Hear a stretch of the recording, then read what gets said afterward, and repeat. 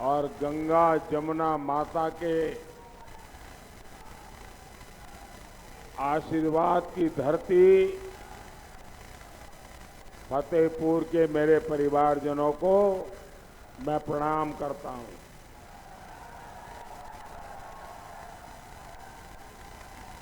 फतेहपुर का ये जन सैलाब बहुत कुछ बता रहा है। आपका ये स्नेह, ये आशीर्वाद कह रहा है 4 जून को किसकी फतेह होने वाली है और कौन फेल होने वाली है। साथियों, अभी देश में 4 चरण के चुनाव हुए हैं, लेकिन जनता जनार्दन ने इन 4 चरणों में ही इंडी गठबंधन को, सपा, कांग्रेस और उसके साथीदारों को चारों खाने चित्त कर दिया है।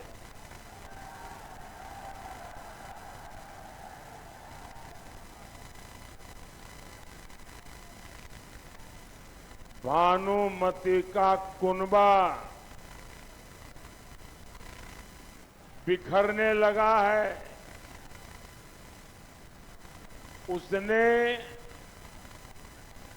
हथियार डाल दिए हैं। बचे हुए चुनाव में कोई मेहनत भी नहीं करना चाहता। इंडी गठबंधन के कार्यकर्ता पहले से ही निराश थे। अब उन्होंने घर से निकलना ही छोड़ दिया है। हारी हुई बाजी को कौन खेले। मैं आपको भीतर की बात बताता हूं। बताऊं?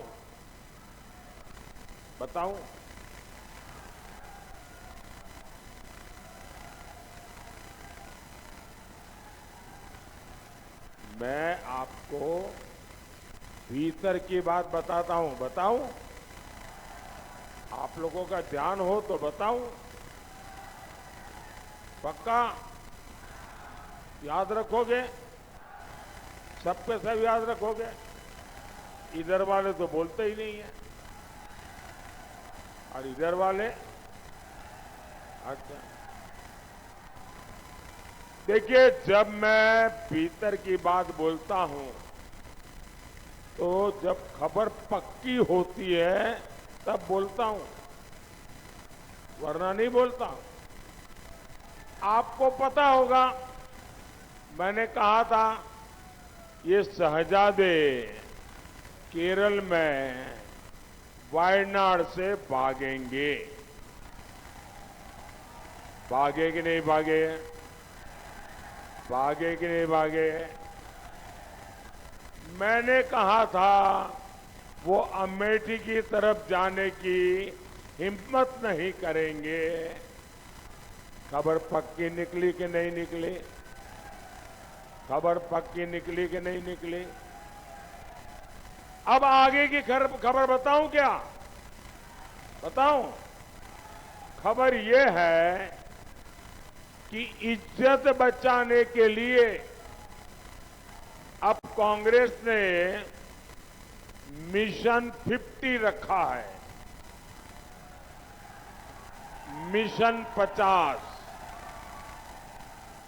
यानी कांग्रेस ने पिछले 3-4 दिन से बड़ी माथापच्ची की और उन्होंने आदेश दिया कि भाई कुछ भी करो, आकाश पाताल एक कर दो, लेकिन कांग्रेस को कम से कम 50 सीटें मिल जाए इसके लिए अब वो हाथ पैर इधर उधर मार रहे हैं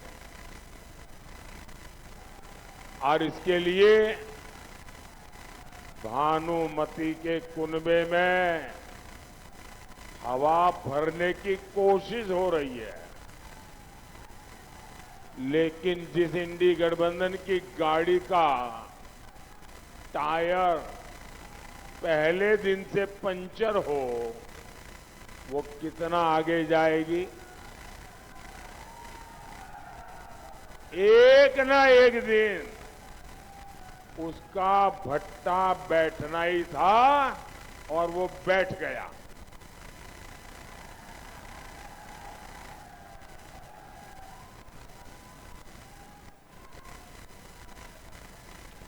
आपको पता है हालत क्या हो गई है?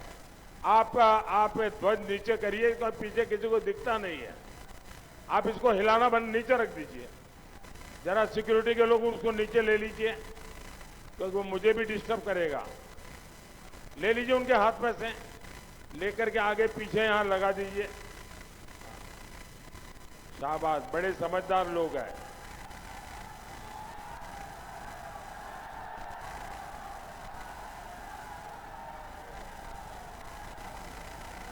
हाँ, पीछे लोगों को दिखता नहीं था।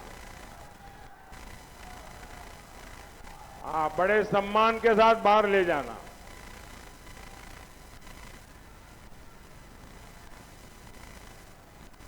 साथियों, पंजे और साइकिल के सपने टूट गए, खटाखट खटाखट।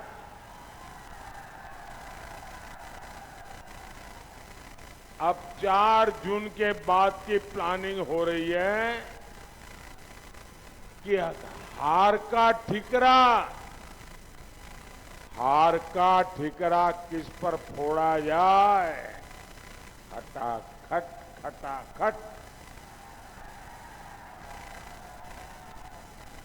और मुझे तो कोई बता रहा था कि विदेश यात्रा का टिकट भी बुक हो गया है। खटाखट खटाखट। साथियों, यूपी में कांग्रेस का कोई वजूद नहीं है।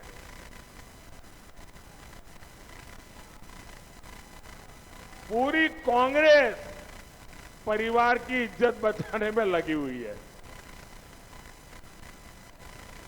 लेकिन फिर भी हर चुनाव में 2 लड़कों की जोड़ी लॉन्च हो जाती है,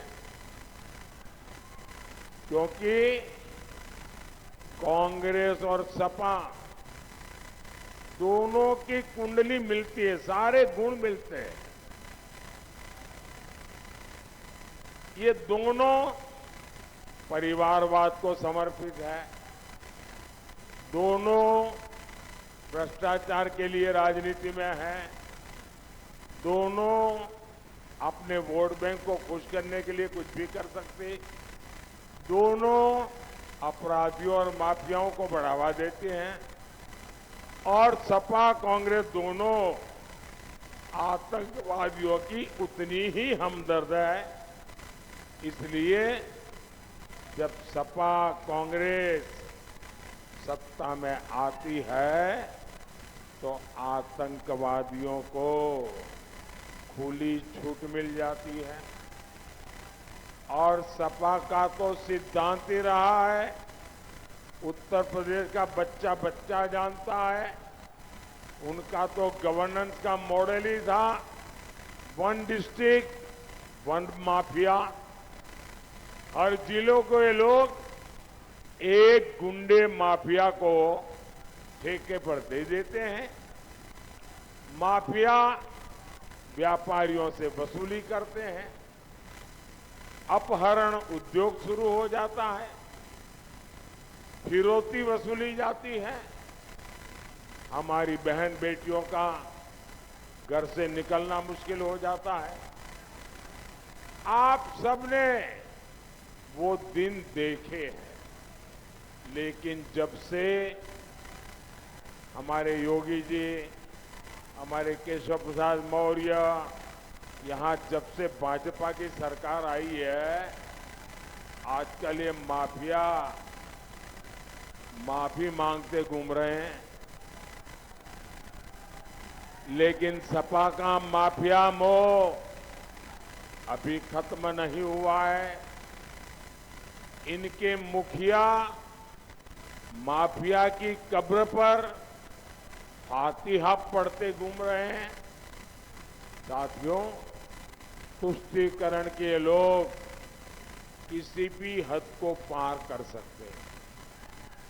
कांग्रेस और कश्मीर में अलगाववादियों की जमानत को हाथ पानी देती थी। पाकिस्तान हमारे देश पर हमला करता था, कांग्रेस सरकार उसे क्लीन चिट देती थी। और ये लोग आतंकवाद का आरोप किस पर लगाते थे? इन्होंने भगवा आतंकवाद के नाम पर एक नया झूठ गढ़ा था। और यूपी में क्या हालात थे? सपा सरकार दंगाइयों की खातिरदारी करती थी। दंगाई मुख्यमंत्री से मिलने के लिए हेलीकॉप्टर से जाते थे और सरकार आतंकवाद के आरोपियों से मुकदमे वापस लेती थी। आज ये लोग समाज को बांटने के लिए फिर से जहर घोल रहे हैं। भाइयों और बहनों, सपा कांग्रेस को लगता है कि हमारे समाज को तोड़कर अपना काम बना लेंगे, इसलिए इनके हौसले बढ़ गए हैं।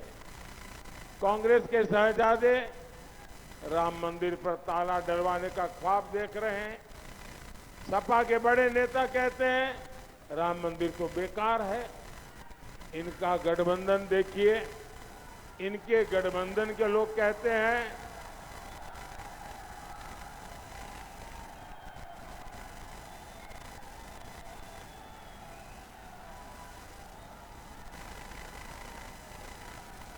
इनके गठबंधन के लोग कहते हैं कि वे सत्ता में आकर सनातन धर्म का विनाश कर देंगे। आप मुझे बताइए, ये लोग आपके एक भी वोट के हकदार है क्या? इनको एक वोट भी देना चाहिए क्या? इनकी जमानत जब्त होनी चाहिए कि नहीं होनी चाहिए? साथियों, सपा सरकार में यूपी अपराध में टॉप पर होता था, लेकिन विकास में यूपी की गिनती पिछड़े प्रदेश के तौर पर होती थी। लेकिन आज उत्तर प्रदेश में भाजपा सरकार विकास में टॉप पर बना दिया है उत्तर प्रदेश को। आज यूपी सबसे ज्यादा एक्सप्रेस वे वाले राज्यों में टॉप पर है। आज सबसे ज्यादा एयरपोर्ट के मामले में यूपी टॉप पर है। यूपी 7 शहरों में मेट्रो शुरू करके टॉप पर है। यही नहीं, गरीब कल्याण की योजनाओं चलाता हूं, यूपी उनमें भी बेहतर काम कर रहा है। साथियों, जब मैं 2014 में केंद्र सरकार में आया था तो समझा था कि सपा के शहजादे को गरीब के दुख की, उनकी तकलीफों की थोड़ी बहुत समझ होगी। मुलायम सिंह जी के बेटे से मैं इतनी उम्मीद तो करता ही था, लेकिन बहुत ही जल्द सपा के शहजादे से मेरी सारी उम्मीदें टूट गई। मैं आपको एक उदाहरण देता हूं। क्या यूपी से ही हमने गरीबों के लिए पीएम आवास योजना शुरू की। ये योजना शुरू होने के बाद देश के तमाम राज्यों में गरीबों के लिए पक्के घर बनाना शुरू हुआ। हमारी सरकार यहां सपा के शहजादे से लिस्ट मांगती रह गई कि यूपी में कितने गरीबों के घर बनने हैं, वो जरा लिस्ट भेजो। लेकिन महलों में रहने वाले इन लोगों ने इन गरीबों के नाम की लिस्ट नहीं भेजी। अगर वो लिस्ट भेजते तो इन गरीबों को पक्के घर मिलते।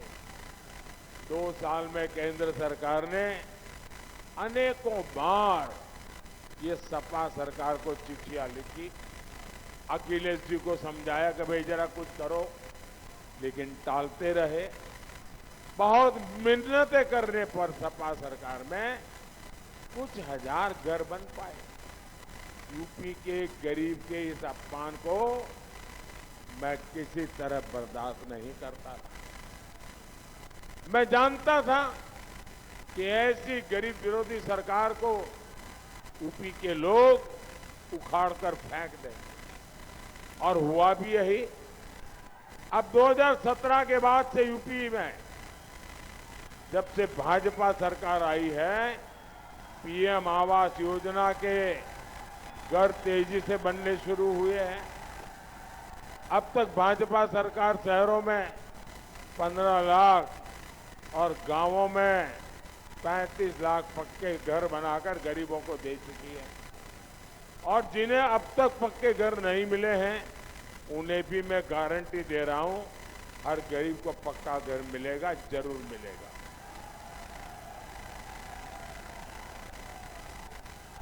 साथियों, विकास कैसे होता है, ये फतेहपुर, बांदा और कौशांबी के लोग खुद महसूस कर रहे हैं। पहले इंफ्रास्ट्रक्चर के मामले में इस क्षेत्र को पिछड़ा कहा जाता था, लेकिन आज आप देखिए कानपुर कोलकाता हाईवे अब 6 लेन का हो रहा है। आज यहां लिंक रोड, ओवरब्रिज हो, अमृत रेलवे स्टेशन हो, हर तरफ हो रहा विकास, यहां का भाग्य बदल रहा है। साथियों, पहले पाइप से गैस गिने चुने शहरों में पहुंचती थी, लेकिन अब वही सर्विस फतेहपुर में शुरू हो चुकी है। बाकी जिलों में भी इसका विस्तार किया जा रहा है। यहां सीमेंट फैक्ट्री का काम भी शुरू हो गया है। इससे यहां के युवाओं को बड़ी संख्या में रोजगार मिलेंगे।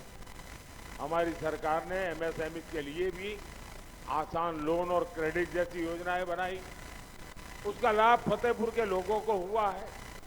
आप मुझे बताइए, कांग्रेस के 60 साल में आपने ये बदलाव कभी देखा था क्या? सपा के माफियाओं से आप इस विकास की उम्मीद भी कभी कर सकते थे क्या? साथियों, 20 मई को आपका एक वोट देश का भविष्य तय करेगा। यूपी के विकास के लिए मोदी की हर गारंटी पूरी हो, इसके लिए मुझे आपका आशीर्वाद चाहिए।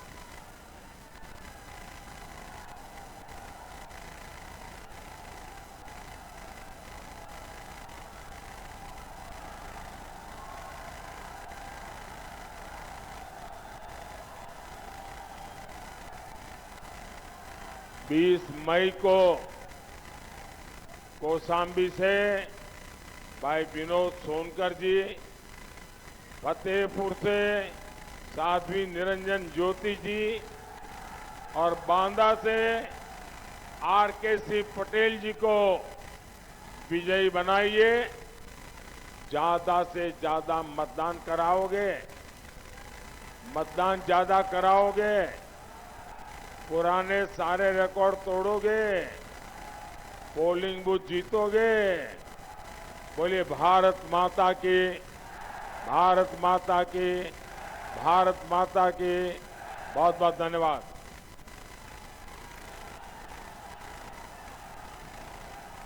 मोदी जी को जय श्री राम।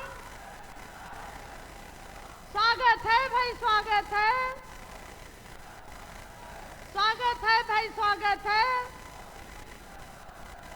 स्वागत है भाई, स्वागत है। मोदी जी को जय श्री राम। मोदी जी को जय श्री राम। अब की बार